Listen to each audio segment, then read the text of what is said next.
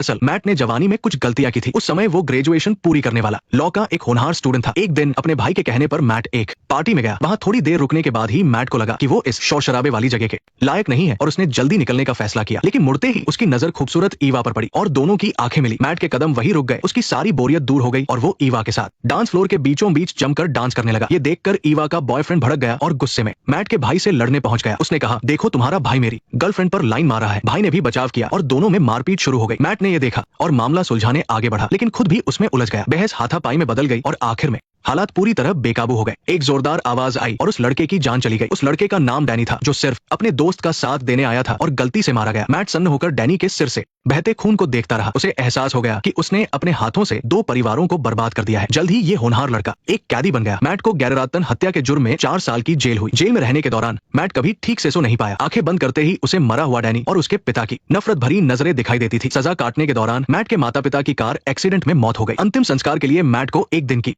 छुट्टी मिली। अंतिम संस्कार के बाद अपना गम भुलाने के लिए वो अपने भाई के साथ एक बार में गया। वहाँ मैट की मुलाकात ओली से हुई। दोनों को पहली नजर में प्यार हो गया और उन्होंने एक खूबसूरत रात साथ बिताई। लेकिन मैट ओली के साथ लंबे समय तक नहीं रह सकता था, क्योंकि उसे वापस जेल जाना था। देखते ही देखते 4 साल बीत गए। जेल से छूटने के बाद मैट अपने भाई की लॉ फर्म में मदद करने लगा। उसे लगा था कि वो इस जिंदगी में शायद ही कभी ओली से मिल पाएगा, पर एक केस के सिलसिले में वो अचानक ओली से दोबारा टकरा गया। दोनों की आंखों से साफ पता चल रहा था कि वे एक दूसरे को नहीं भूले हैं। दोनों ने जल्दी ही शादी कर ली और मैट अपनी लॉ फर्म का पार्टनर भी बन गया। अब उसके पास प्यार और एक अच्छा करियर दोनों थे। लेकिन अफसोस, ये खुशी ज्यादा दिन नहीं टिकी। अचानक हुए ब्रेन हेमरेज से उसके भाई की मौत हो गई। अपने भाई को खोने के बाद मैट अपनी पत्नी से कुछ भी छिपाना नहीं चाहता था, इसलिए उसने हिम्मत करके ओली को सच बता दिया कि एक हत्या के जुर्म में वो 4 साल तक जेल काट चुका है। लेकिन ओली ने सच्चाई छिपाने के लिए मैट पर गुस्सा करने के बजाय कसम खाई कि वो हमेशा उसका साथ निभाएगी। 4 साल और बीत गए। पता चला कि ओली प्रेग्नेंट है। ये सुनकर मैट खुशी से पागल हो गया। उसी दोपहर वो ओली को एक नया घर दिखाने ले गया। लेकिन मैट ने सपने में भी नहीं सोचा था कि ईवा और उसका बॉयफ्रेंड ठीक सामने वाले घर में रहते हैं। उन दोनों पर पुरानी बातों का कोई असर नहीं था। वे एक दूसरे के साथ काफी खुश थे। रात को ओली ने अपने पति को प्यार से समझाया और बताया कि उसे 1 हफ्ते के लिए बिजनेस ट्रिप पर जाना है। मैट का मन तो नहीं था, लेकिन फिर भी अगले दिन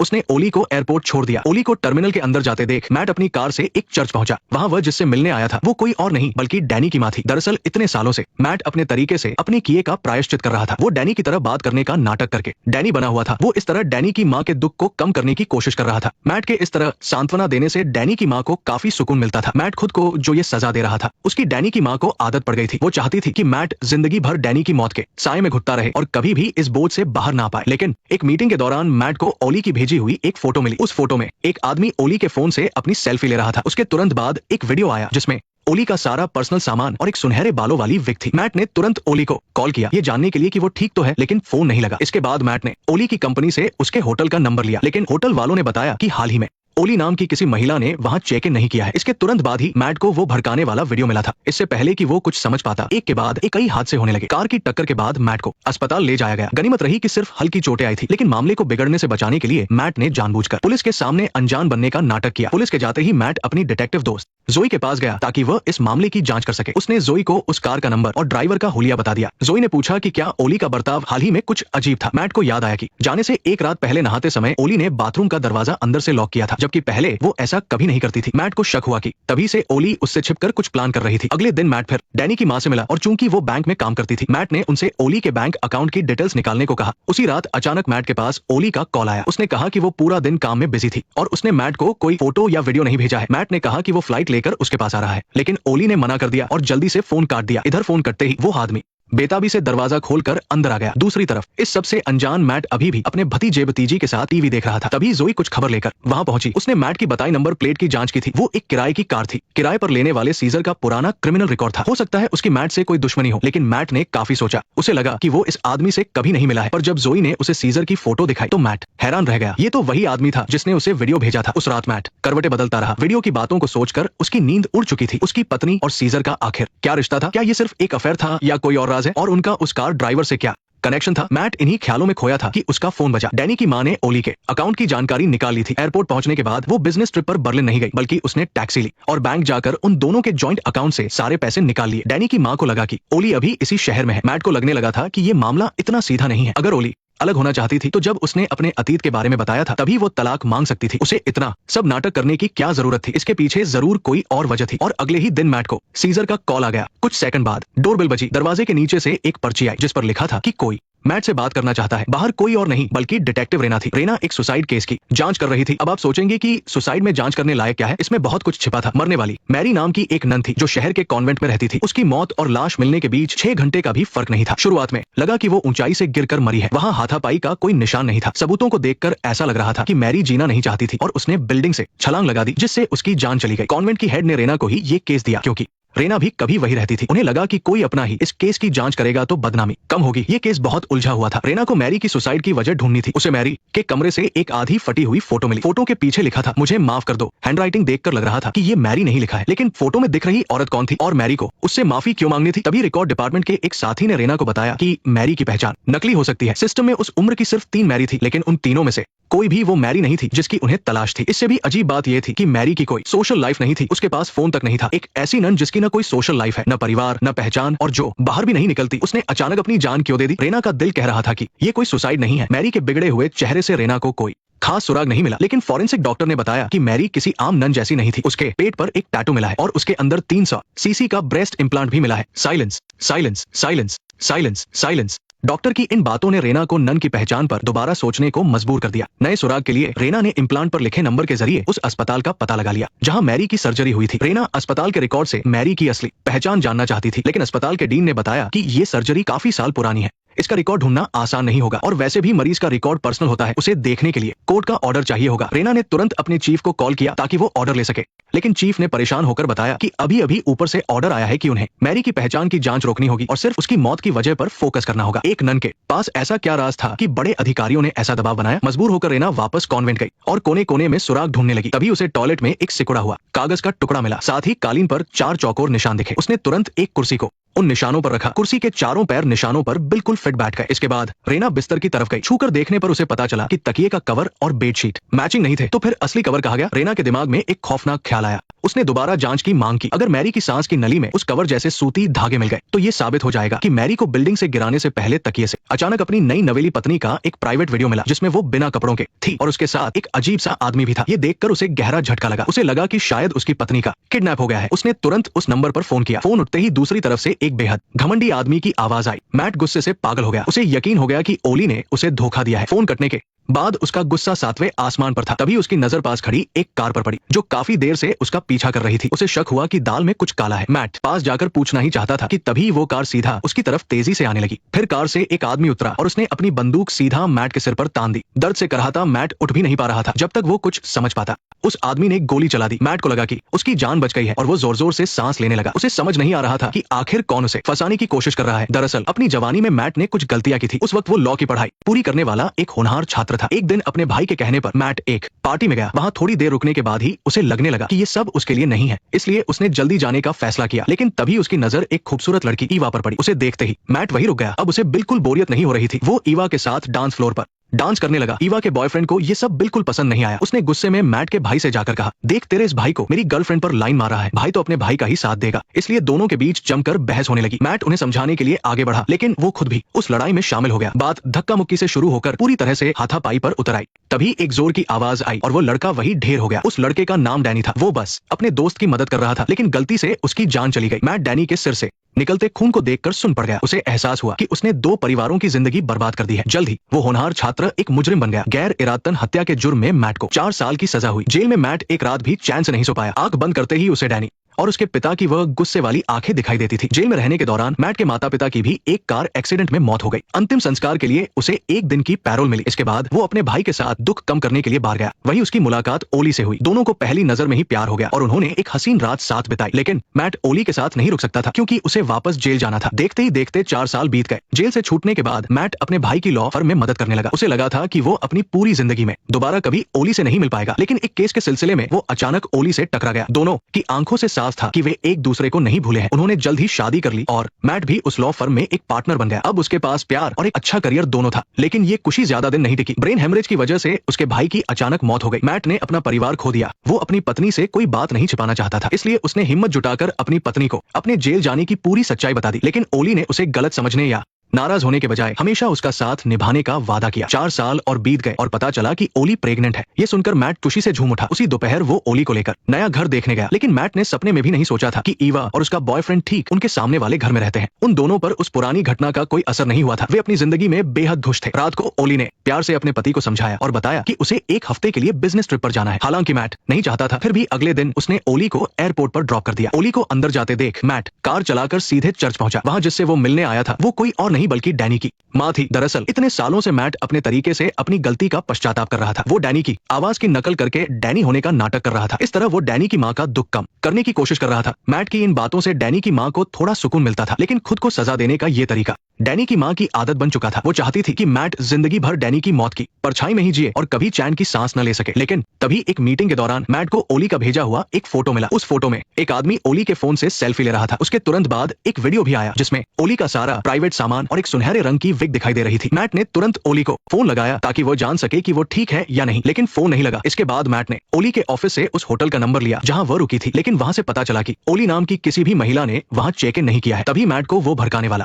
वीडियो मैसेज मिला। इससे पहले कि वो कुछ समझ पाता, उसके साथ एक के बाद एक कई हादसे होने लगे। कार की टक्कर के बाद मैट को अस्पताल ले जाया गया। गनीमत रही कि उसे सिर्फ मामूली चोटें आई थी, लेकिन मैट ने कोई रिस्क न लेते हुए पुलिस के सामने अनजान बनने का नाटक किया। पुलिस के जाते ही मैट ने अपने एक जासूस दोस्त जोई से मदद मांगी। उसने टक्कर मारने वाली कार का नंबर और ड्राइवर का हुलिया उसे बता दिया। जोई ने मैट से पूछा कि क्या उसने हाल ही में ओली के बर्ताव में कोई बदलाव देखा था। मैट को याद आया कि ट्रिप पर जाने से एक रात पहले ओली ने नहाते वक्त बाथरूम का दरवाजा अंदर से लॉक किया था, जो वो कभी नहीं करती थी। मैट को लगा कि शायद ओली उससे छिपकर कोई प्लानिंग कर रही थी। अगले दिन मैट फिर से डैनी की माँ से मिला जो बैंक में काम करती थी। उसने उनसे ओली की बैंक डिटेल्स चेक करने की गुजारिश की। उसी रात अचानक ओली का फोन आया। उसने कहा कि वो पूरा दिन काम में बिजी थी और उसने मैट को कोई फोटो या वीडियो नहीं भेजा है। मैट ने कहा कि वो उससे मिलने वहां आना चाहता है, लेकिन ओली ने मना कर दिया और जल्दी से फोन काट दिया। इधर फोन कटते ही वो अनजान आदमी दरवाजा खोलकर अंदर घुस गया और दूसरी तरफ इन सबसे अनजान मैट अपने भतीजे भतीजी के साथ टीवी देख रहा था। तभी जोई कुछ अहम जानकारी लेकर आया। उसने उस गाड़ी के नंबर की जांच की थी और वो एक किराए की कार थी। कार किराए पर लेने वाले का नाम सीजर था, जिसका पुराना क्रिमिनल रिकॉर्ड था। हो सकता है कि उसकी मैट से कोई दुश्मनी हो, लेकिन मैट ने काफी सोचा और उसे पक्का यकीन था कि वो इस आदमी को नहीं जानता। पर जब जोई ने सीजर का फोटो दिखाया तो मैट हैरान रह गया। ये तो वही आदमी था जिसने उसे वीडियो भेजा था। उस रात मैट करवटें बदलता रहा। उस वीडियो के बारे में सोचकर उसकी नींद उड़ चुकी थी। उसकी पत्नी और सीजर के बीच आखिर क्या रिश्ता है? क्या उनका कोई अफेयर चल रहा है या कोई और बात है? और उन दोनों का उस कार वाले से क्या कनेक्शन है? जब मैट ये सब सोच ही रहा था तभी उसका फोन बजा। डैनी की माँ ने ओली की बैंक डिटेल्स निकाल ली थी। एयरपोर्ट पहुंचने के बाद वो बर्लिन नहीं गई बल्कि एक टैक्सी लेकर सीधे बैंक गई और उन दोनों के अकाउंट से सारे पैसे निकाल लिए। डैनी की माँ को लगा कि ओली अभी भी इसी शहर में है। मैट को अब लगने लगा था कि मामला कुछ और ही है। अगर ओली को अलग होना था तो वो तभी तलाक ले सकती थी जब उसने अपने अतीत का सच बताया था। उसे इतना बड़ा खेल खेलने की कोई जरूरत नहीं थी। इसके पीछे जरूर कोई और वजह है। और तभी अगले ही दिन मैट को सीजर का फोन आ गया।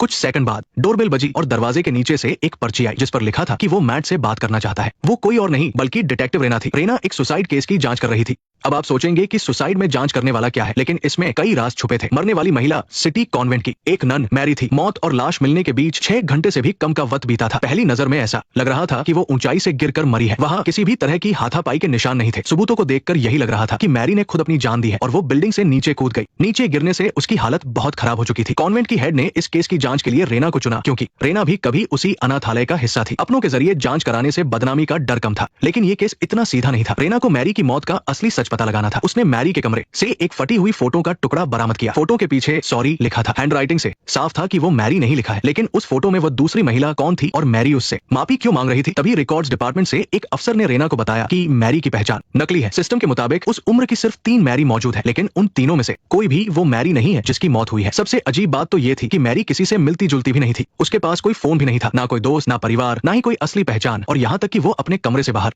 भी नहीं निकलती थी। ऐसी नन अचानक छत से कूदकर जान क्यों देगी? रेना का दिमाग कह रहा था कि ये सुसाइड का केस नहीं है। उस बुरी तरह से बिगड़े हुए चेहरे को देखकर रेना को कोई भी सुराग नहीं मिल पा रहा था, लेकिन फोरेंसिक एक्सपर्ट ने बताया कि मैरी किसी आम नन जैसी बिल्कुल नहीं थी। उसके पेट पर एक टैटू बना हुआ था और वो भी एक दिल का डिजाइन था। Silence, silence, silence, silence, silence. Expert की इन कुछ बातों ने रेना को इस नन के बारे में फिर से सोचने पर मजबूर कर दिया। एक नया सुराग तलाशने के लिए रेना ने सिलिकॉन पर छपे नंबर के जरिए उस अस्पताल का पता लगा लिया जहां से मैरी की ब्रेस्ट सर्जरी हुई थी। रेना अस्पताल के रिकॉर्ड से मैरी की असली पहचान जानना चाहती थी, लेकिन अस्पताल के हेड ने बताया कि इस सर्जरी को हुए काफी साल बीत चुके हैं, इसलिए इसका रिकॉर्ड खोजना आसान नहीं है। इसके अलावा मरीजों की जानकारी सीक्रेट रखी जाती है, जिसे देखने के लिए कोर्ट का ऑर्डर लाना जरूरी था। रेना ने तुरंत पुलिस चीफ को फोन किया ताकि वो परमिशन ले सके, लेकिन चीफ ने परेशान होते हुए रेना को बताया कि उन्हें ऊपर से फोन आया है कि मैरी की असली पहचान पहचान खोजना बंद कर दिया जाए और सिर्फ उसकी मौत की वजह पर ध्यान दिया जाए। एक आम सी नन आखिर क्या राज छिपा रही थी जिसके लिए ऊपर से इतना प्रेशर आ रहा था। मजबूर होकर रेना को वापस उसी कॉन्वेंट लौटना पड़ा ताकि वो कोई छूटा हुआ सुराग ढूंढ सके। तभी उसे वहां के टॉयलेट में एक मुड़ा हुआ कागज का टुकड़ा मिला। इसके बाद उसे जमीन पर 4 चौकोर निशान भी दिखाई दिए। उसने एक्साइटमेंट में एक कुर्सी वहां रख कर देखी। कुर्सी के चारों पैर उन निशानों पर बिल्कुल सही बैठ रहे थे। फिर रेना की नजर बिस्तर पर पड़ी। उसने ध्यान से चेक किया तो पाया कि तकिए का कवर और बेडशीट आपस में मैच नहीं कर रहे थे। तो फिर तकिए का असली कवर कहाँ गया? रेना के दिमाग में एक खौफनाक ख्याल आया। उसने दोबारा जांच करने की मांग की। अगर सांस की नली में तकिए के कवर जैसे कोई भी कॉटन के रेशे मिल गए तो ये साबित हो जाएगा कि छत से गिरने से पहले किसी ने तकिए के कवर से उसका दम घोंटा था। इसी बीच एक कलीग ने उस मुड़ी हुई पर्ची को सीधा किया। उस पर कुछ फोन नंबर और लिपस्टिक के निशान थे। उस नंबर के जरिए मीना डेविड तक पहुंच गई। डेविड ने माना कि वो मैरी से मिला था और उन दोनों ने एक रात साथ बिताई थी, लेकिन मैरी की मौत के बारे में उसे कुछ नहीं पता था। तभी फॉरेंसिक रिपोर्ट आ गई। उन्हें मैरी की सांस की नली में रुई के रेशे मिले। मीना का शक सही निकला। मैरी की मौत कोई मामूली घटना नहीं थी। इमारत से गिरने से पहले किसी ने उसे जबरदस्ती पकड़ा हुआ था। सीसीटीवी फुटेज से भी सब साफ हो गया। उस रात डेविड मैरी को घर छोड़ने गया था, लेकिन मैरी कॉन्वेंट के पास ही गाड़ी से उतर गई। जाते वक्त डेविड ने उसे अपना नंबर दिया ताकि वो आगे भी उससे मिल सके। मैरी वहीं रुकी रही और डेविड के जाने के बाद ही कॉन्वेंट लौटी। कुछ ही देर बाद एक लंबा चौड़ा आदमी वहां से गुजरा और सीधे पीछे के दरवाजे से कॉन्वेंट में घुस गया। बहुत मुमकिन है कि इसी आदमी ने मैरी की जान ली हो। कमरे में वापस आकर मैरी ने जल्दी से नन वाले कपड़े पहने और डेविड की दी हुई पर्ची से अपनी लिपस्टिक पोंछकर उसे टॉयलेट में बहा दिया। जब मैरी वॉशरूम से बाहर आई तो उसने देखा कि दरवाजा आधा खुला था और बिस्तर पर एक छोटा लोहे का बक्सा और आधी कटी हुई फोटो पड़ी थी। उस फोटो में मौजूद औरत को देखकर मैरी एकदम डर गई। इससे पहले कि वो कुछ समझ पाती, अचानक पीछे से किसी ने उसका मुंह और नाक दबा दिया। उस आदमी के हाथ में साइलेंसर वाली पिस्तौल थी। उसने एक कुर्सी कमरे के बीच में रखी, मैरी को उस पर बिठाया और फिर उसे एक नोटबुक थमा दी। Silence, silence. तभी अचानक मैरी को कुछ याद आया। उसने नोटबुक ली और जल्दी से उस पर एक लाइन लिखी। फिर वो खिड़की की तरफ भागी और बिना कुछ सोचे समझे नीचे कूद गई। सीसीटीवी में साफ दिख रहा था कि मैरी को अपनी आंखों के सामने मरते देखने के बाद वो आदमी तुरंत कॉन्वेंट से भाग गया। शायद ये उसका पहला जुर्म था, इसलिए घबराहट के मारे उसे उल्टी महसूस हो रही थी। उसने एक गाड़ी का सहारा लिया और उल्टी कर दी। लीना ने तुरंत उस गाड़ी का नंबर नोट किया और उस आदमी के उंगलियों के निशान ले लिए। इसी बीच कॉन्वेंट की हेड ने लीना को फोन करके बताया कि कॉल रिकॉर्ड्स के मुताबिक मैरी ने सुसाइड करने से 2 दिन पहले एक लैंडलाइन नंबर पर काफी देर तक बात की थी। उस नंबर को ट्रेस करके लीना उस पते पर पहुंच गई। उसने दरवाजा खटखटाया, लेकिन किसी ने नहीं खोला। फिर उसने दरवाजे के नीचे से एक पर्ची खिसका दी ताकि घर का मालिक उससे संपर्क करे। लेकिन जैसे ही लीना जाने के लिए पलटी, दरवाजा खुल गया। अंदर खड़ा आदमी और कोई नहीं बल्कि मैट था। इस दौरान मैरी की असलियत भी सामने आ गई। जब वो पहली बार एक नाइट क्लब में डांसर के तौर पर काम करने आई थी तो अपनी खूबसूरती से उसने वहां के एक लोकल डॉन को अपना दीवाना बना लिया था। उसे लगा था कि अब उसकी जिंदगी संवर जाएगी। अपनी वफादारी साबित करने के लिए उसने उस डॉन के नाम का टैटू भी बनवा लिया था। लेकिन कौन जानता था कि हैनिबल जल्द ही नशा करने के जुर्म में पकड़ा जाएगा और उसे जेल हो जाएगी। लेकिन मैरी ने उसका साथ नहीं छोड़ा। वो न सिर्फ अक्सर उससे मिलने जेल जाती थी, बल्कि अकेले ही नाइट क्लब का सारा काम भी संभाल रही थी। उसे उम्मीद थी कि उसके छूटने के बाद दोनों एक अच्छी जिंदगी बिताएंगे, लेकिन हकीकत उसकी उम्मीदों से बिल्कुल अलग थी। अचानक नाइट क्लब के खातों में पैसों की हेराफेरी सामने आई। हैनिबल को पक्का यकीन था कि किसी ने चोरी छिपे पैसे गबन किए हैं। उस पल मैरी को पूरी तरह समझ में आ गया कि इस रिश्ते की सच्चाई क्या थी। वो हैनिबल के लिए सिर्फ पैसे कमाने का एक जरिया थी। एक बार जबरदस्त बहस के बाद मैरी ने वहां से भागने का फैसला किया। वो अपने साथ एक ऐसा राज भी ले गई जिसे वो कभी किसी को नहीं बताना चाहती थी। मैरी अपनी पक्की सहेली जेन को भी साथ ले जाना चाहती थी, लेकिन वो जानती थी कि 2 लोगों का साथ भागना मुश्किल होगा, इसलिए वो अकेली ही निकल गई। जाने से पहले उसने उन दोनों की एक फोटो पर सॉरी लिखा और अपनी आंटी के पास चली गई जो उसी कॉन्वेंट की हेड थी। आंटी की मदद से मैरी ने अपना नाम बदल लिया और उसी कॉन्वेंट में एक नन बन गई। लेकिन बहुत समय तक अकेलेपन और उदासी में रहना उसके लिए मुश्किल हो गया, इसलिए उसने फिर से अपना पुराना रास्ता पकड़ लिया। दिन में वो कॉन्वेंट में एक शरीफ नन का नाटक करती और रात को नाइट क्लब में अपनी मनमर्जी की जिंदगी जीती। ऐसा तब तक चला जब तक एक दिन किसी की नजर उस पर नहीं पड़ गई और वो इमारत से नीचे गिरकर मारी गई। मैरी की मौत की वजह जानने के लिए डिटेक्टिव लीना सुराग तलाशते हुए मैट तक पहुंची, क्योंकि जिस रात मैरी इमारत से गिरी थी उसी रात किसी ने मैट के घर के लैंडलाइन से उसे फोन किया था। लेकिन मैट ने बस अपना सिर हिलाया और कहा कि वो मैरी को बिल्कुल नहीं जानता। तो फिर उस फोन कॉल का क्या मतलब था? मैट की भाभी ने बहाना बनाया कि शायद उनके दोनों बच्चों ने गलती से वो नंबर मिला दिया होगा, लेकिन वो कॉल पूरे 6 मिनट तक चली थी। ऐसे में ये बात गले नहीं उतरती कि वो कॉल गलती से लगी थी, क्योंकि घटना वाली रात घर में सिर्फ मैट के 2 भतीजे और नैनी कार्ला मौजूद थे। लीना का यहाँ आना पूरी तरह बेकार गया। वो मैट से कोई भी काम की जानकारी नहीं निकलवा पाई, लेकिन उसे नहीं पता था कि लीना के जाते ही मैट को उसकी पत्नी ओलिविया के आशिक का फोन आ जाएगा। मैंने कुछ नहीं कहा। तभी मैट को पता चला कि उसका आशिक साइमन उसके घर के बाहर ही छुपकर सब देख रहा था। वो तेजी से उसके पीछे भागा ताकि अपनी पत्नी के बारे में पूछ सके, लेकिन वो गाड़ी स्टार्ट करके वहां से भाग निकला। मैट के हाथ कुछ नहीं लगा और ये सब नजारा पड़ोस में रहने वाले मूंछ वाले आदमी ने साफ साफ देख लिया। सालों पहले मैट के हाथों गलती से डैनी नाम के लड़के की जान चली गई थी। मूंछ वाला आदमी डैनी का अच्छा दोस्त था और वो आज भी इस बात से खफा था। मैट को गाड़ी के पीछे भागते देख उसे पक्का यकीन हो गया कि मैट पुलिस से कुछ छिपा रहा है। मैट से बदला लेने के लिए मूंछ वाला आदमी खुद पुलिस स्टेशन गया और उसने लीना को बढ़ा चढ़ाकर मैट के खिलाफ शिकायत की। उसने न सिर्फ मैट के पुराने रिकॉर्ड के बारे में बताया, बल्कि आज सुबह जो कुछ भी उसने देखा था वो सब लीना को बता दिया। आपके जाने के बाद मैंने उसे एक आदमी के सामने खड़े देखा। इतना ही नहीं, उस मूंछ वाले आदमी ने बड़ी चालाकी से उस गाड़ी की भी छानबीन करवाई। पता चला कि इसी गाड़ी ने कल मैट को टक्कर मारने की कोशिश की थी। मूंछ वाले आदमी को लगा कि अब मैट उसकी मुट्ठी में है, लेकिन लीना की नजर में इन सब बातों से मैरी के केस को सुलझाने में कोई मदद नहीं मिल रही थी। इसके बाद लीना ने नैनी कार्ला से पूछताछ की। उसने पूछा कि क्या शनिवार को उसने कॉन्वेंट में फोन किया था। कार्ला थोड़ी झिझकी, लेकिन फिर उसने सच बता दिया। असल में शनिवार को वो काम पर गई नहीं थी। कार्ला अभी भी पढ़ाई कर रही थी और उसके एग्जाम आने वाले थे। अपनी पढ़ाई पर ध्यान देने के लिए उसने मैट से बच्चों का ख्याल रखने को कहा था, इसलिए शनिवार की रात बच्चों की देखभाल कार्ला नहीं बल्कि मैट कर रहा था। ये बात बिल्कुल साफ थी कि मैट ने इस बारे में झूठ बोला था, लेकिन फिलहाल मैट का पूरा ध्यान अपनी पत्नी को ढूंढने में लगा हुआ था। जिस दिन ओलिविया गायब हुई थी उस दिन उसका टैक्सी का बिल यूरो आया था और साइमन ने जो वीडियो भेजा था उसमें होटल के कमरे का नंबर था। इन 2 सुरागों के जरिए जोई ने 8 होटलों की लिस्ट निकाली, लेकिन अफसोस किसी भी होटल में साइमन के नाम की कोई बुकिंग नहीं मिली। इसका मतलब ये था कि साइमन ने अपने किसी साथी के नाम से कमरा बुक किया था। इसके बाद जोई ने ओलिविया के कंप्यूटर की सर्च हिस्ट्री निकाली। उसमें कुछ मामूली चीजों के अलावा एक ऐसा नाम था जिसने जोई का ध्यान खींचा। जोई ने जब उस नाम के बारे में पता लगाया तो पता चला कि वो एक पुलिस ऑफिसर था। उसका नाम के स्बर्ग नीस था और ये वही गंजा आदमी था जिसने कल मैट की जान लेने की कोशिश की थी। ये जानकर मैट का दिमाग चकरा गया। उसकी पत्नी आखिर है कहा, उसका एक ऐसे मुजरिम के साथ क्या रिश्ता हो सकता है जो लोगों की जान लेता है। ये सब बहुत अजीब लग रहा था। मैट ने अपना मुंह धोकर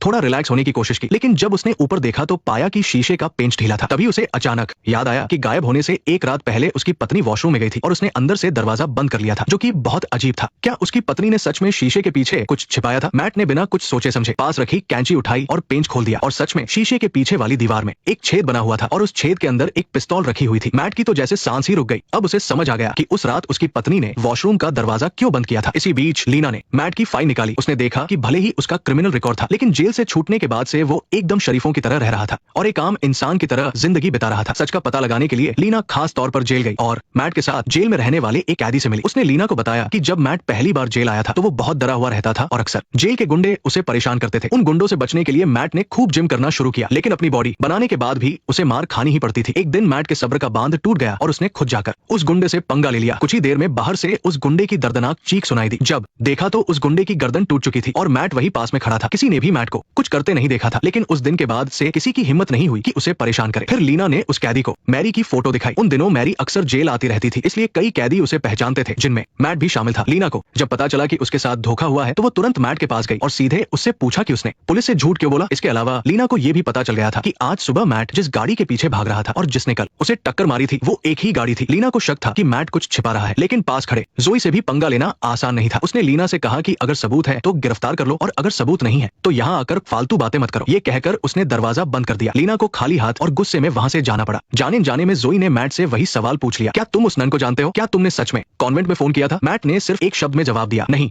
लीना पुलिस स्टेशन वापस आकर पूरी तरह से हैरान रह गई। वो केस सुलझाने के लिए इतनी मेहनत कर रही थी और उसके बॉस ने उसे बताया कि मैरी के सुसाइड का केस स्पेशल टास्क फोर्स ने ले लिया है और उन्होंने मैरी की बॉडी भी वहां से हटा दी है। इसी बीच जोई ने अपनी पहचान का फायदा उठाकर उस मूंछ वाले आदमी को ढूंढ निकाला जिसने चुपके से पुलिस को खबर दी थी। ये खबर मिलते ही मैट को उस घटिया आदमी की याद आ गई। सालों पहले अगर उसने जानबूझकर उसे उकसाया नहीं होता तो वो गलती से डैनी को धक्का नहीं देता। गुस्से में आगब बुला होकर मैट उस मूंछ वाले आदमी के पास गया और उसे वार्निंग दी कि अगर उसने दोबारा पीठ पीछे कोई हरकत की तो वो उसे जिंदा नहीं छोड़ेगा। मैट के जाने के बाद मूंछ वाले आदमी की नजर उस पानी की बोतल पर पड़ी जो मैट ने वहीं फेंक दी थी। उसने वो बोतल पुलिस को दे दी क्योंकि उस पर मैट के उंगलियों के निशान थे। जल्द ही उंगलियों के निशानों की रिपोर्ट आ गई। मुजरिम मैट नहीं था। दूसरी तरफ ब्रिटेन से एक रिपोर्ट आई जिसमें बताया गया कि गाड़ी पर जो उंगलियों के निशान मिले थे वो रोड नाम के एक रिटायर्ड पुलिस वाले के थे। मैरी की जान उसी ने ली थी, लेकिन जब लीना रोड तक पहुंची तो वो अपनी गाड़ी में ही मरा हुआ मिला और स्पेशल टास्क फोर्स कॉन्वेंट की हेड के पास गई और उनसे पूछा कि क्या मैरी ने मरने से पहले किसी वीडियो टेप के बारे में कोई बात की थी। वो थोड़ी देर के लिए हिचकिचाई। इसी बीच साथी ने उस मुड़े हुए कागज को सीधा किया जिस पर एक फोन नंबर और कुछ लिपस्टिक के निशान थे। नंबर के जरिए मीना को दाढ़ी वाला आदमी मिल गया।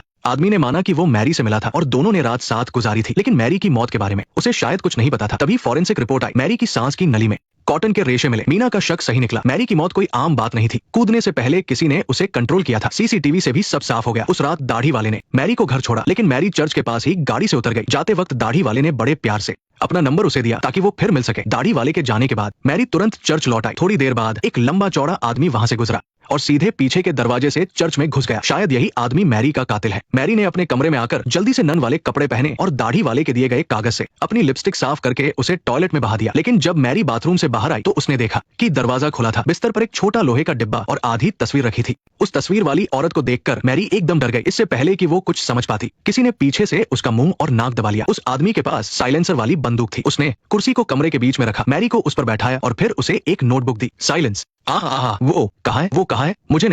मुझे नहीं पता कि वो कहाँ है। तभी अचानक मैरी को शायद कुछ याद आया। उसने नोटबुक उठाई और जल्दी से उस पर एक लाइन लिखी, फिर वो खिड़की की तरफ दौड़ी और बिना सोचे समझे नीचे कूद गई। सीसीटीवी में साफ दिख रहा था कि मैरी को मरता देख वो आदमी तुरंत चर्च से भाग गया। शायद ये उसका पहला मर्डर था, क्योंकि इसके बाद उसे घबराहट होने लगी और उसने एक गाड़ी के पास उल्टी भी की। रेना ने तुरंत उस गाड़ी का नंबर ट्रेस किया और फिंगरप्रिंट लिए। तभी हेड नन ने रेना को फोन करके बताया कि कॉल रिकॉर्ड्स के मुताबिक मैरी ने कूदने से 2 दिन पहले एक लैंडलाइन नंबर पर कुछ मिनटों तक बात की थी। उस नंबर के जरिए रेना उस पते पर पहुंच गई। दरवाजा खटखटाने पर जब कोई बाहर नहीं आया तो उसने एक पर्ची अंदर डाल दी ताकि वो लोग उससे संपर्क करें। लेकिन जैसे ही रेना मुड़ी, दरवाजा खुल गया और अंदर मैट खड़ा था। इसी बीच मैरी की असली पहचान का भी खुलासा हुआ। वो पहली बार क्लब में डांसर बनकर आई थी और अपनी खूबसूरती से उसने एक बड़े गुंडे को अपना दीवाना बना लिया था। उसे लगा कि अब उसकी जिंदगी सेट हो जाएगी, यहाँ तक कि उसने उस गुंडे के नाम का टैटू भी बनवा लिया था। लेकिन वो गुंडा, जिसका नाम हैनिबल था, जल्द ही ड्रग्स के केस में पकड़ा गया और उसे कई महीनों की जेल हो गई। लेकिन मैरी ने उसका साथ नहीं छोड़ा। वो अक्सर उससे जेल में मिलने जाती और अकेले ही क्लब का सारा काम संभालती। उसे उम्मीद थी कि उसके छूटने के बाद दोनों फिर से अच्छी जिंदगी जिएंगे। लेकिन उसकी ये उम्मीद तब टूट गई जब क्लब के पैसों में हेराफेरी पकड़ी गई। हैनिबल को लगा कि किसी ने उसके पीठ पीछे पैसे चुराए हैं। तब जाकर मैरी को उसके प्यार की सच्चाई दिखी। वो हैनिबल के लिए सिर्फ पैसे कमाने की एक मशीन थी। एक जोरदार लड़ाई के बाद मैरी ने वहां से भागने का फैसला किया और अपने साथ एक ऐसा राज भी ले गई जो वो किसी को नहीं बताना चाहती थी। मैरी अपनी दोस्त किम को भी साथ ले जाना चाहती थी, लेकिन वो जानती थी कि 2 लोगों का छिपना मुश्किल होगा, इसलिए वो अकेली ही निकल गई। जाने से पहले उसने अपनी तस्वीर पर सॉरी लिखा और अपनी मौसी के पास चली गई, जो उसी चर्च की हेड नन थी। मौसी की मदद से मैरी ने अपना नाम बदल लिया और चर्च में एक नन बनकर रहने लगी। लेकिन अकेलापन उससे बर्दाश्त नहीं हुआ और उसने फिर से वही काम शुरू कर दिया। दिन में वो एक संस्कारी नन बनती और रात में क्लब जाकर मौज करती। फिर एक दिन किसी की नजर उस पर पड़ गई और वो ऊपर से गिरकर वहीं मर गई। मैरी की मौत की वजह ढूंढते हुए रेना को जो सुराग मिले वो सीधे मैट तक जा रहे थे, क्योंकि मैरी के कूदने वाली रात किसी ने मैट के घर के लैंडलाइन से उसे फोन किया था। लेकिन मैट ने साफ मना कर दिया कि वो मैरी को जानता भी नहीं है। तो फिर उस फोन कॉल का क्या मतलब था? मैट की भाभी ने सफाई देते हुए कहा कि शायद उसके दोनों बच्चों से गलती से फोन लग गया होगा। लेकिन वो कॉल पूरे 6 मिनट चली थी, तो गलती से लगने का तो सवाल ही नहीं उठता, क्योंकि उस रात घर पर सिर्फ मैट के 2 भतीजे और मेड क्लारा ही थे। रेना का वहां जाना बेकार गया। मैट से उसे कोई भी काम की जानकारी नहीं मिली। रेना के जाते ही मैट को अपनी पत्नी ओली के आशिक का फोन आया। बिना कुछ कहे फोन कट गया। तभी मैट ने देखा कि वो आदमी सीजर उसके घर के बाहर ही खड़ा था और सब देख रहा था। वो दौड़कर बाहर आया ताकि अपनी पत्नी के बारे में पूछ सके, लेकिन वो गाड़ी भगाकर ले गया। मैट के हाथ कुछ नहीं लगा और ये सब पड़ोस में रहने वाले मूंछ वाले आदमी ने देख लिया था। कुछ साल पहले मैट के हाथों गलती से डैनी नाम के लड़के की मौत हो गई थी और डैनी का दोस्त मूंछ वाला इस बात से मैट से नफरत करता था। मैट को गाड़ी के पीछे भागते देख वो समझ गया कि मैट पुलिस से कुछ छिपा रहा है। अपना बदला लेने के लिए वो मूंछ वाला आदमी पुलिस स्टेशन गया और रेना को नमक मिर्च लगाकर सारी बात बता दी। उसने मैट के पुराने क्रिमिनल रिकॉर्ड के बारे में भी बताया और सुबह जो कुछ हुआ वो भी रेना को बता दिया। उसने कहा, तुम्हारे जाने के बाद मैंने उसे एक बुरे आदमी से बात करते देखा। मूंछ वाले ने उस गाड़ी के बारे में भी पता लगवाया था और उसे पता चला कि ये वही गाड़ी है जिसने कल मैट को कुचलने की कोशिश की थी। उसे लगा कि अब उसने मैट को फंसा लिया है, लेकिन रेना के लिए ये सब मैरी का केस सॉल्व करने में किसी काम का नहीं था। इसके बाद रेना ने मेड क्लारा से पूछताछ की और पूछा कि क्या उसने शनिवार को चर्च में फोन किया था। क्लारा थोड़ा हिचकिचाई और फिर उसने सच बता दिया। असल में शनिवार को वो काम पर गई ही नहीं थी। क्लारा अभी पढ़ाई कर रही थी और उसके एग्जाम्स पास थे, इसलिए पढ़ाई पर फोकस करने के लिए उसने मैट से बच्चों का ध्यान रखने को कहा था। तो शनिवार की रात घर पर बच्चों के साथ क्लारा नहीं बल्कि मैट था। ये तो साफ था कि मैट ने इस बारे में झूठ बोला था, लेकिन इस वक्त मैट के दिमाग में बस अपनी पत्नी को ढूंढने की बात चल रही थी। ओली के गायब होने वाले दिन टैक्सी का किराया कुछ यूरो आया था और सीजर ने जो वीडियो भेजा था उसमें होटल के कमरे का नंबर था। इन 2 सुरागों के सहारे जोई ने 8 होटलों का पता लगाया, लेकिन किसी में भी सीजर की बुकिंग का रिकॉर्ड नहीं मिला। इसका मतलब था कि सीजर ने किसी साथी के नाम से कमरा बुक किया था। फिर जोई ने ओली के कंप्यूटर का सर्च हिस्ट्री रिकवर किया। उसमें कुछ अजीब चीजों के अलावा एक नाम था जिसने उसका ध्यान खींचा। जोई ने उस नाम के बारे में पता लगाया तो वो एक पुलिस वाले का नाम निकला। उसे कुछ याद नहीं आ रहा था और ये आदमी वही गंजा आदमी था जिसने कल मैट को जान से मारने की कोशिश की थी। मैट का दिमाग एकदम सन्न रह गया। उसकी पत्नी आखिर कहा थी, उसका एक कातिल से क्या लेना देना हो सकता है? ये सब बहुत अजीब लग रहा था। मैट मुंह धोने गया ताकि उसे थोड़ा होश आए, लेकिन तभी उसने देखा कि शीशे के पेंच ढीले थे। उसे अचानक याद आया कि गायब होने से एक रात पहले उसकी पत्नी बाथरूम में गई थी और उसने अजीब तरह से दरवाजा भी बंद कर लिया था। क्या उसकी पत्नी ने सच में शीशे के पीछे कुछ छिपाया था? मैट ने बिना कुछ सोचे पास रखी कैंची से पेंच खोले और सच में शीशे के पीछे की दीवार में एक छेद बना हुआ था और उस छेद में एक बंदूक छिपी थी। ये देखकर मैट की सांसें थम गई। उसे समझ आ गया कि उस रात उसकी पत्नी ने बाथरूम का दरवाजा क्यों बंद किया था। इसी बीच रेना ने मैट की फाइल चेक की और उसे पता चला कि भले ही वो पहले जेल जा चुका था, लेकिन बाहर आने के बाद वो एक शरीफ आदमी की तरह रह रहा था। सच का पता लगाने के लिए रेना खास तौर पर जेल गई और मैट के साथ रहने वाले कैदी से मिली। उसने रेना को बताया कि मैट जब जेल आया था तो बहुत डरपोक था। जेल के गुंडे अक्सर उसे परेशान करते थे। उनसे बचने के लिए मैट ने खूब बॉडी बनाई, लेकिन फिर भी वो पिट ही जाता था। एक दिन जब मैट के सब्र का बांध टूट गया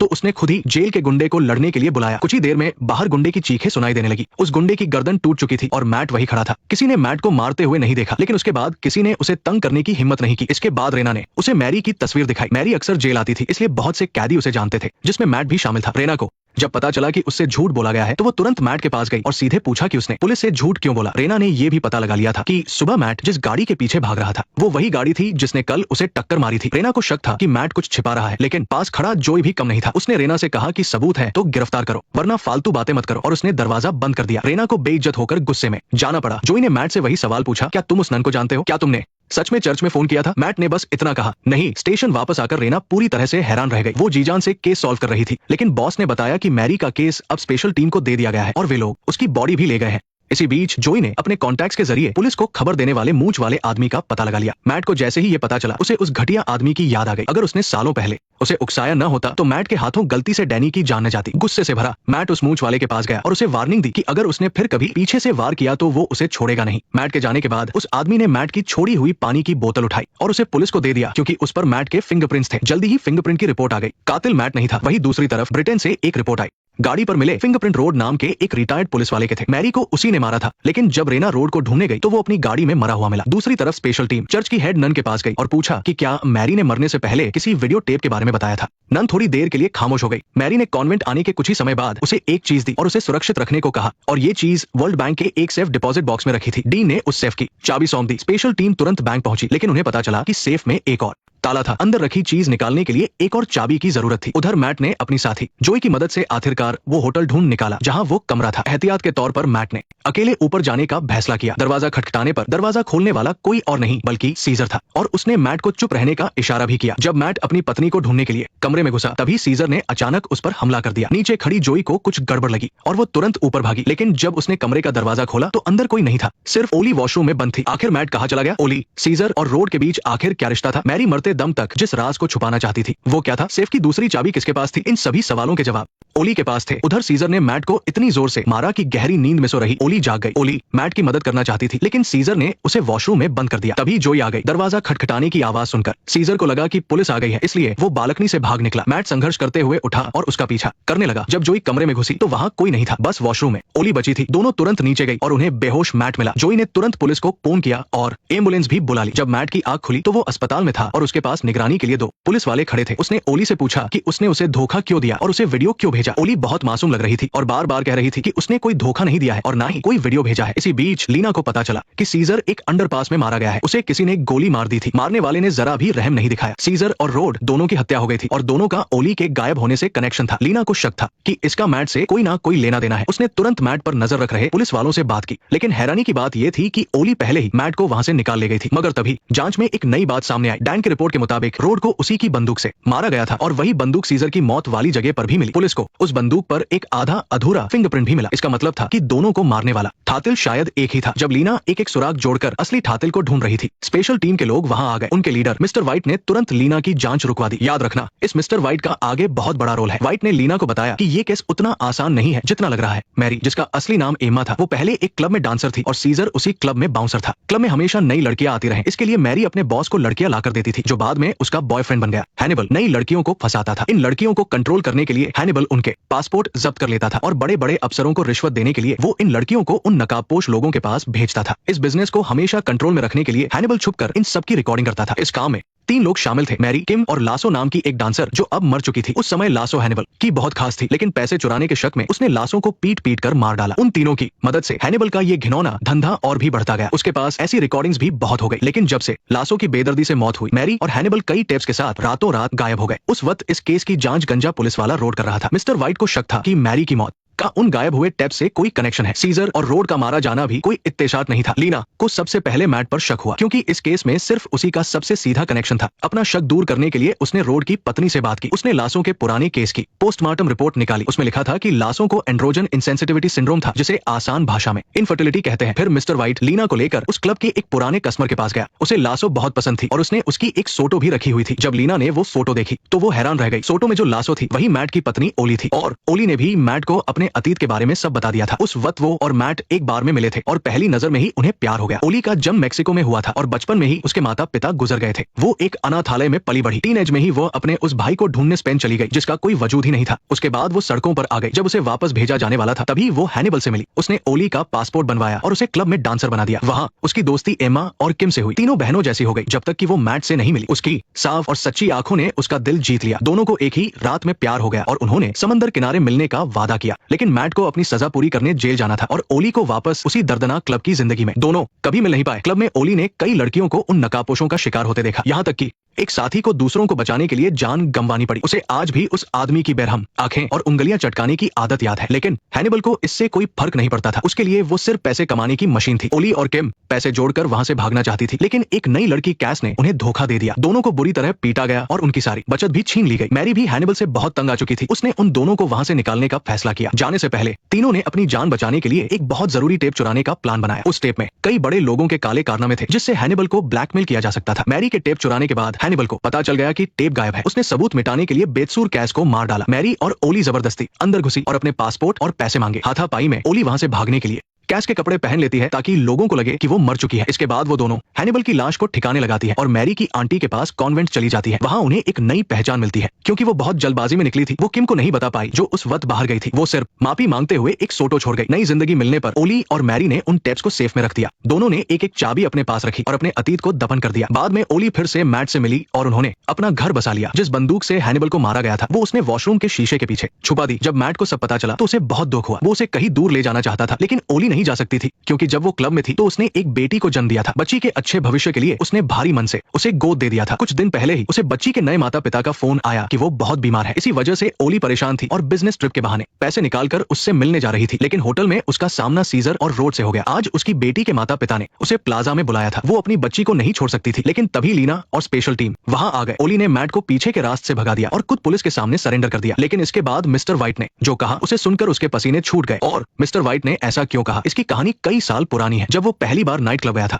तो उसने अपनी सारी जमा पूंजी एक डांसर पर उड़ा दी थी। उसे लगा कि किसी को कुछ पता नहीं चलेगा, लेकिन उसे नहीं पता था कि बॉस ने छुपकर वो सब रिकॉर्ड कर लिया था और वो उसी रिकॉर्डिंग के दम पर उससे मोटी रकम मांग रहा था। वो वैसे भी अपने ससुर की बदौलत इस मुकाम पर था। उसे बदनामी से बहुत डर लगता था। उसका घर टूट सकता था। लेकिन ब्लैकमेल होने के ठीक अगले दिन बॉस हैनिबल और उसकी गर्लफ्रेंड मैरी अचानक गायब हो गए और उसके साथ वो मनहूस टेप भी गायब हो गया। मिस्टर व्हाइट मन ही मन जुश था कि सब ठीक हो गया, लेकिन उसने सपने में भी नहीं सोचा था कि कई दिनों से गायब मैरी अब एक लाश बनकर मिलेगी और उसके साथ गायब हुआ वो टेप भी अब सामने आ रहा था। इसलिए मिस्टर व्हाइट ने स्पेशल टीम के लीडर होने का फायदा उठाकर लीना की जांच रुकवा दी। उसे डर था कि कहीं मैरी के सुराग तलाशते तलाशते वो उस तक ना पहुंच जाए। इसके बाद मिस्टर व्हाइट ने कॉन्वेंट के डीन से मैरी की चाबी ले ली। वो बस उन टेप्स को निकालकर हमेशा के लिए खत्म कर देना चाहता था ताकि वो राज हमेशा के लिए दफन हो जाए। लेकिन उसने एक चूक कर दी। चाबी दो थी, दूसरी चाबी ओली के पास थी। ओली को गिरफ्तार करने के बाद मिस्टर व्हाइट ने ये मामला उससे अकेले में निपटाने का फैसला किया। अगर ओली वो चाबी उसे दे देती है तो वो उसे और मैट को आजाद कर देगा। एक नॉर्मल जिंदगी जीने की आस में ओली ने हामी भर दी। उसने सेफ की चाबी मिस्टर व्हाइट को दे दी। चाबी असली है या नहीं ये चेक करने के लिए व्हाइट ने अपने साथी करली को सेफ से वो टेप लाने भेजा। लेकिन जैसे ही करली वहां से निकला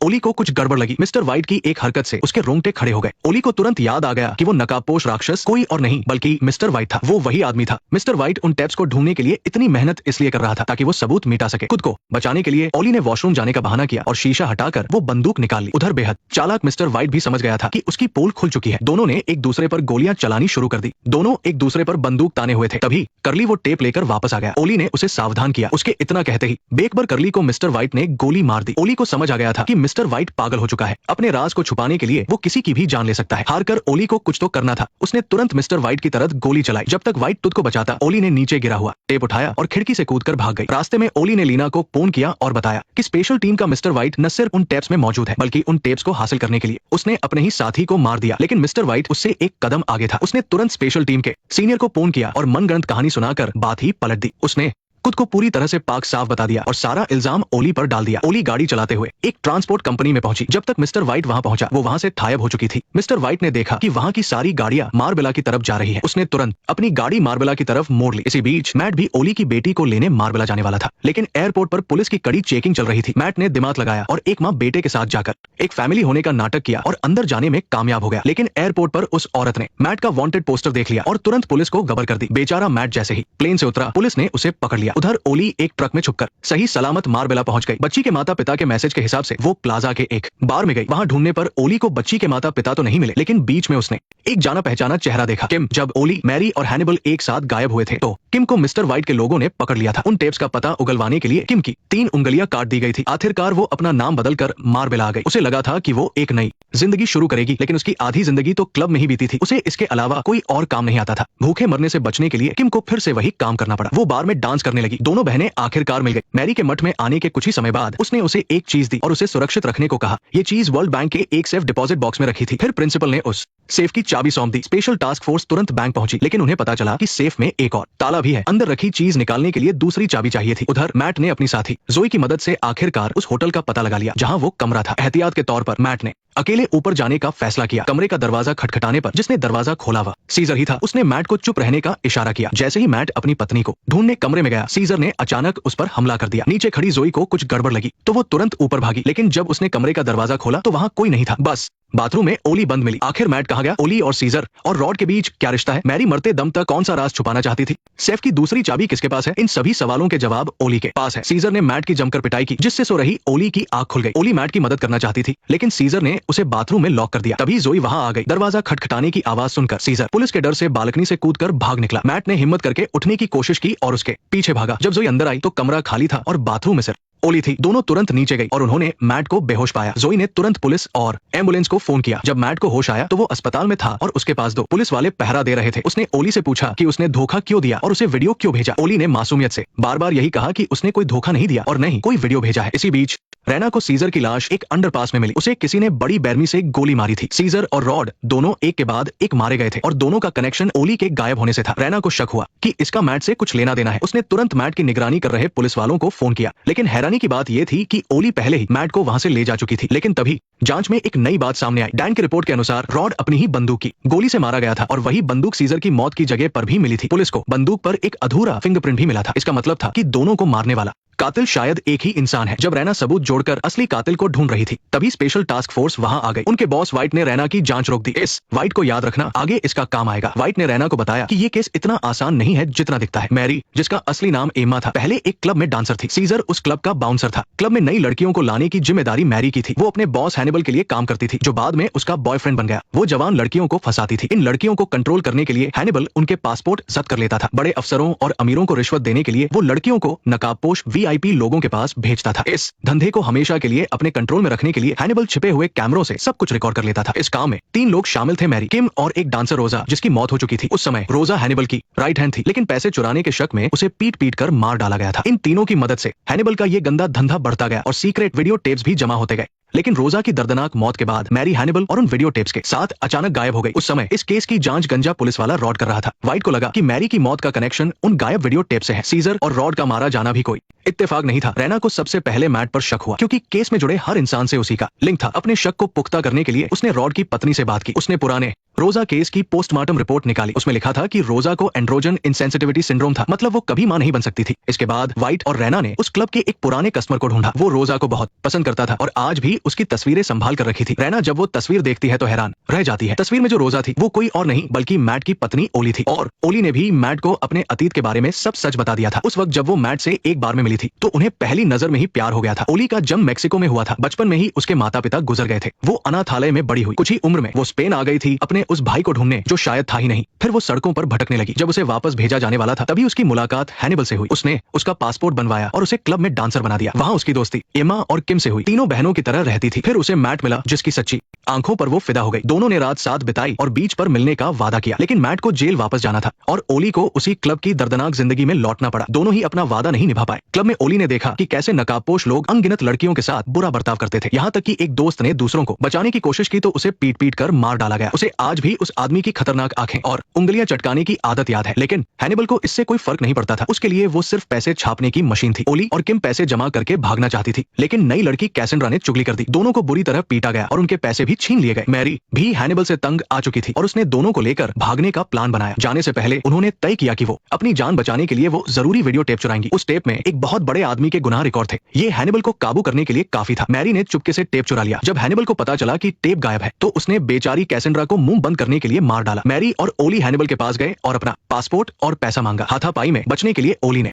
कैसेंड्रा के कपड़े पहन लिए और अपनी मौत का नाटक रचा। इसके बाद दोनों ने मिलकर हैनिबल की लाश को ठिकाने लगाया और मैरी की आंटी के पास चली गई। मठ में उन्हें एक नई पहचान मिली। जल्दबाजी में वो किम को नहीं बता पाई जो बाहर गई हुई थी। उन्होंने बस एक तस्वीर छोड़ी जिस पर सॉरी लिखा था। नई जिंदगी मिलने के बाद ओली और मैरी ने टेप को सेफ में बंद कर दिया और दोनों ने एक एक चाबी रख ली। उन्होंने अपने अतीत को वही दफना दिया। बाद में ओली की मुलाकात फिर से मैट से हुई और उन्होंने एक खुशहाल परिवार बसाया। उसने हैनिबल को मारने वाली बंदूक भी बाथरूम के शीशे के पीछे छुपा दी थी। मैट को जब सब सच पता चला तो उसे बहुत दुख हुआ। वो उसे कहीं दूर ले जाना चाहता था, लेकिन ओली नहीं जा सकती थी क्योंकि उसने क्लब में रहते हुए एक बेटी को जन्म दिया था। बच्ची के अच्छे भविष्य के लिए उसने उसे भारी मन से किसी और को सौंप दिया था। कुछ ही दिन पहले बच्ची को गोद लेने वाले माता पिता का फोन आया कि वो बहुत बीमार है। इसीलिए ओली घबराहट में पैसे लेकर मिलने जा रही थी, लेकिन होटल में उसकी मुलाकात सीजर और रॉड से हो गई। उस दिन उसे अपनी बेटी के माता पिता से स्क्वायर में मिलना था। वो अपनी बच्ची को फिर से अकेला नहीं छोड़ सकती थी, लेकिन रैना और टास्क फोर्स ठीक उसी वक्त पहुंच गए। ओली ने मैट को पीछे के दरवाजे से भगा दिया और खुद सरेंडर कर दिया, लेकिन वाइट की अगली ही बात ने उसके तो जैसे होश ही उड़ा दिए। वाइट ने ऐसा क्यों किया, इसकी कहानी सालों पुरानी है। उस वक्त वो पहली बार नाइट क्लब गया था और उसने अपनी सारी सेविंग्स एक डांसर पर लुटा दी थी। उसे लगा कि ये बात किसी को पता नहीं चलेगी, लेकिन उसे नहीं पता था कि बॉस ने उसकी घटिया हरकत का चोरी छिपे वीडियो बना लिया है और बॉस उस टेप के बदले उससे भारी रकम मांग रहा था। उसका पूरा रुतबा उसके ससुर की वजह से था, इसलिए उसे सबसे ज्यादा डर बदनामी और परिवार टूटने का था। लेकिन ब्लैकमेल होने के अगले ही दिन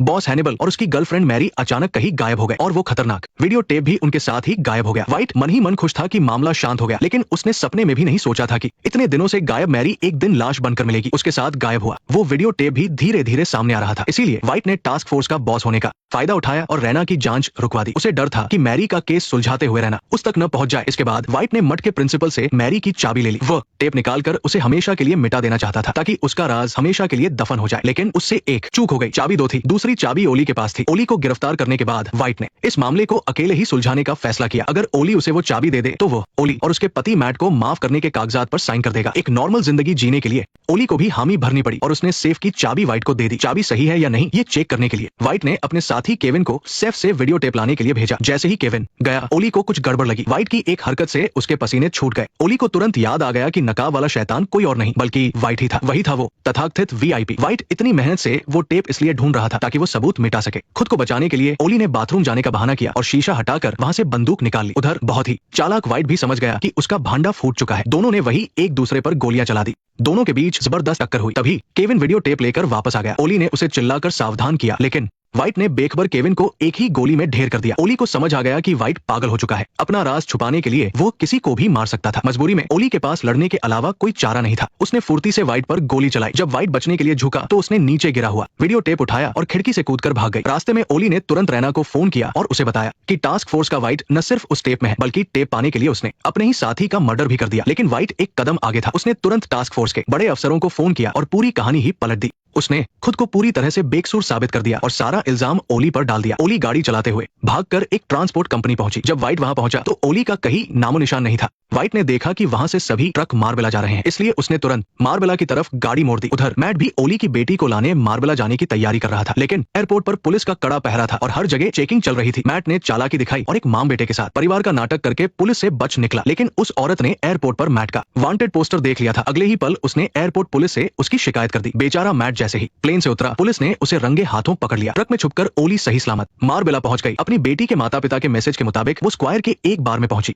यहाँ सब जगह ढूंढने के बाद भी ओली को बच्ची के माता पिता नहीं मिले, लेकिन तभी उसकी नजर बीच में खड़ी एक जानी पहचानी शक्ल पर पड़ी। वो किम थी। सालों पहले जब ओली, मैरी और हैनिबल एक साथ गायब हुए थे तो किम को वाइट के आदमियों ने पकड़ लिया था। वीडियो टेप का पता उगलवाने के लिए किम की 3 उंगलियां बेरमी से काट दी गई थी। आखिर में नाम बदलकर वो मार्बेला आ गई थी। उसे लगा था कि वह एक नई जिंदगी शुरू कर पाएगी, लेकिन आधी उम्र क्लब में गुजारने के कारण उसके पास पेट पालने का कोई दूसरा हुनर नहीं था। भूख से न मरने के लिए किम को फिर से अपना पुराना काम करना पड़ा और वो बार में डांस करने लगी। दोनों बहनें फिर मिल गई। रोने के बाद सारा ओली को अपने घर ले गई। ओली ने सारा को बताया कि वह मार्बेला अपनी बेटी पाउला को ढूंढने आई है। पाउला के गोद लेने वाले माता पिता ने बताया कि वो बीमार है, इसलिए वह उसे डॉक्टर के पास ले जाने आई है। लेकिन सारा ने बताया कि कुछ दिन पहले पाउला उससे मिलने आई थी। जब से पाउला को पता चला कि उसे गोद लिया गया है, तब से वो अपनी असली माँ को ढूंढ रही है। सबसे पहले वो आश्रम गई, लेकिन ओली को बचाने के लिए वहाँ के हेड ने पाउला को बता दिया कि उसकी माँ अब इस दुनिया में नहीं है। उसके बाद पाउला कब्रिस्तान गई, जहाँ उसे सारा और ओली की एक साथ वाली फोटो मिली। उसी फोटो के सहारे वो सारा तक पहुंची थी। ये सच जानकर ओली को झटका लगा कि उसे धोखा दिया गया है। वो मैसेज पाउला के पेरेंट्स ने नहीं भेजा था। उसने तुरंत उस नंबर पर कॉल बैक किया। किया, लेकिन वो लगातार बिजी आ रहा था। मजबूर होकर दोनों ने सारा के फोन से कॉल किया। इस बीच ओली ने वो नंबर एक पेपर पर लिख लिया था, लेकिन सारा के फोन से भी कॉल नहीं लगा। सारा ने बाहर जाकर पब्लिक फोन से कॉल करने को कहा, क्योंकि शायद घर में नेटवर्क नहीं था। जब दोनों फोन बूथ की तरफ जा रही थी, तभी ओली को अचानक चक्कर और उल्टी आने लगी। उसे बहुत कमजोरी महसूस हो रही थी। फिर भी उसने हिम्मत करके नंबर डायल किया, लेकिन तभी सारा का फोन बज उठा। ओली ने हैरानी से सारा की तरफ देखा। इससे पहले ही बताया गया था कि ओली मैट के बच्चे की मां बनने वाली है, लेकिन उसने कभी सपने में भी नहीं सोचा था कि जिस दोस्त पर उसे इतना भरोसा था, आज उसी ने उसके पानी में जहर मिला दिया है। लेकिन सारा को लगता था कि वो सही कर रही है। सालों पहले जब ओली उसे अकेला छोड़कर चली गई थी, तो वो बहुत बुरी तरह टूट गई थी और इस चक्कर में उसने अपनी 3 उंगलियां भी खो दी थी। सारा को ओली की झूठी मौत पर पूरा यकीन था, जब तक कि एक दिन पाउला अपनी मां की मौत का सच जानने उसके पास नहीं आ गई। उन दोनों ने उस पुलिस वाले रॉड को ढूंढा जो इस केस को देख रहा था। रॉड ने पाउला को देखा और फिर अपने हाथों में मौजूद फाइल्स को वो उलझन में पड़ गया कि जो औरत कभी मां बन ही नहीं सकती थी, उसकी बच्ची कैसे हो सकती है। इसलिए रॉड को शक हुआ कि उस दिन मरने वाली औरत ओली नहीं कोई और थी। जब सारा को रॉड से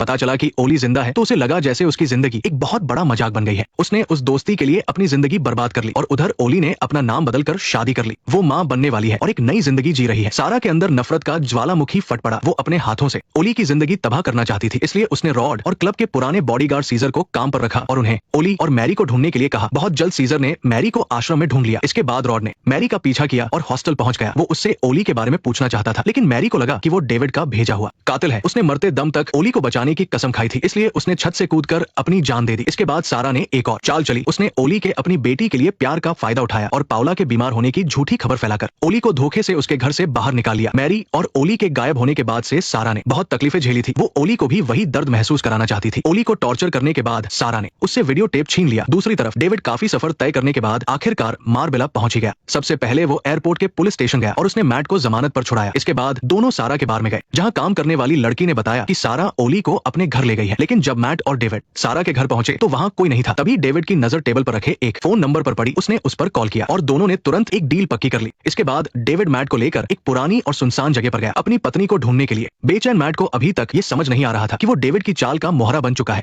वहां पहुंचने के बाद डेविड को जो चाहिए था वो मिल गया और उसके बाद उसने मैट को उनके हवाले कर दिया। गाड़ी से उतरने के बाद मैट बहुत संभलते हुए सारा के पीछे पीछे उस जगह के अंदर गया, लेकिन सारा ने उसे धोखे से एक खुफिया कमरे में बंद कर दिया। उधर डेविड गाने सुनता और सिगरेट पीता हुआ मजे से अपने घर की तरफ लौट रहा था। रास्ते में उसने अपनी पत्नी को कॉल भी किया। वो बहुत खुश था। उसे लगा कि बस ये वीडियो टेप नष्ट हो जाए तो वो हमेशा की तरह स्पेशल टास्क फोर्स का हेड बना रहेगा और उसकी पत्नी और बेटी को कभी उसके काले कारनामों के बारे में पता नहीं चलेगा। लेकिन डेविड का ये सपना पूरा होने से पहले ही टूट गया जब सामने से आ रही रीना ने उसका रास्ता रोक लिया। हालांकि डेविड ने रीना को इस केस से दूर रखा था, लेकिन पुलिस चीफ ने छुपकर उसे स्पेशल पावर दे दी थी, जिसकी वजह से वो मैट का पीछा करते हुए मार्बेला तक आ गई थी। बस अफसोस इस बात का था कि वो थोड़ी लेट हो गई और डेविड ने पहले ही एयरपोर्ट पुलिस स्टेशन से मैट को निकाल लिया था। लेकिन किस्मत ने रीना का साथ दिया और उसने सही वक्त पर डेविड को पकड़ लिया। उसने डेविड को हथकड़ी पहनाई, सारे वीडियो टेप जब्त कर लिए और बैकअप के लिए लोकल पुलिस को भी बुला लिया। डेविड ने खुद को बचाने की बहुत कोशिश की और कहा कि उसे फंसाया जा रहा है, लेकिन रीना उसकी बातों में नहीं आई। उसने तुरंत एक नंबर वाला वीडियो टेप निकाला और कहा कि इसे देखने के बाद सारी सच्चाई सामने आ जाएगी कि तुम्हें फंसाया जा रहा है या नहीं। डेविड समझ गया कि अब वो कुछ नहीं कर सकता और अपनी पत्नी और बेटी को शक्ल दिखाने के लायक नहीं रहा, इसलिए अपनी इज्जत बचाने के लिए उसने खुद को गोली मार ली। अगर उसे पता होता कि अंजाम ये होगा तो वो कभी ऐसा नहीं करता। डेविड की मौत के बाद रीना तुरंत उस पुरानी जगह की तरफ भागी। उधर ओली को सारा ने एक कुर्सी से बांध रखा था। सारा चाहती थी कि उसने इन सालों में जो कुछ भी सहा है उसका एक एक दर्द वो ओली को भी दे। इसके बाद उसने ओली का मेकअप किया और फिर 4 खूंखार आदमियों को अंदर बुलाया। वो चाहती थी कि मैट अपनी ही आंखों के सामने अपनी पत्नी की इज्जत लुटते हुए देखे और मैट और ओली के बीच बस एक शीशे की दीवार थी। वो बेबस होकर अपनी पत्नी के साथ होने वाली इस दरिंदगी को देख रहा था और कुछ नहीं कर पा रहा था। वो बस पागलों की तरह उस शीशे को पीटता जा रहा था। तभी एन मौके पर रीना वहां पहुंच गई। उसने गोली चलाकर शीशा तोड़ा और ओली को उन दरिंदों के चंगुल से बचा लिया। सारा समझ गई कि अब खेल खत्म हो गया है। उसने अपनी बंदूक उठाई और रीना के सामने तान दी। इससे पहले कि रीना गोली चलाती, ओली बीच में आ गई और गोली उसे लग गई। जैसे ही ओली नीचे गिरी, सारा के दिल से सारी नफरत एक पल में ही छूमंतर हो गई। खुशकिस्मती से वो गोली सिर्फ ओली के कंधे पर लगी थी और उसके होने वाले बच्चे को कोई नुकसान नहीं पहुंचा था। इसके बाद सारा को किडनैपिंग और मर्डर की साजिश रचने के जुर्म में गिरफ्तार कर लिया गया। रीना को लगा कि ये सब सारा का ही काम है, जिसने ओली के बारे में पता चलते ही अपने काम निकालने के बाद सीजर और रॉड को मरवा दिया और ओली के $50,000 भी हड़प लिए। लेकिन सारा लगातार यही कहती रही कि उसने किसी का खून नहीं किया। तो फिर सीजर और रॉड को किसने मारा? क्या वो वाकई मैट था? इसी बीच जिस डैनी की मैट के हाथों गलती से मौत हुई थी, उसके पिता घर पर बैठकर ओली की किडनैपिंग की न्यूज देख रहे थे। टीवी पर अचानक मैट की झलक देखकर डैनी के पिता को वो दिन याद आ गया जब मैट के जेल जाने के बाद वो और डैनी की मां उससे मिलने गए थे। पहले डैनी के पिता वहां नहीं जाना चाहते थे, लेकिन मैट ने जेल जेल में उन दोनों से मिलने की बहुत जिद की थी। मैट ने बार बार उनसे माफी मांगी और समझाने की कोशिश की कि वो सिर्फ एक हादसा था। हालांकि मैट बहुत रोया और उसे बहुत पछतावा था, लेकिन डैनी के पिता को लगा कि ये सिर्फ एक कातिल का ड्रामा है। हालांकि डैनी की मां का दिल पसीज गया और उन्होंने मैट पर भरोसा कर लिया। मैं आपके बेटे को कभी नुकसान नहीं पहुंचाना चाहता था, प्लीज मेरा विश्वास कीजिए। इसके कुछ समय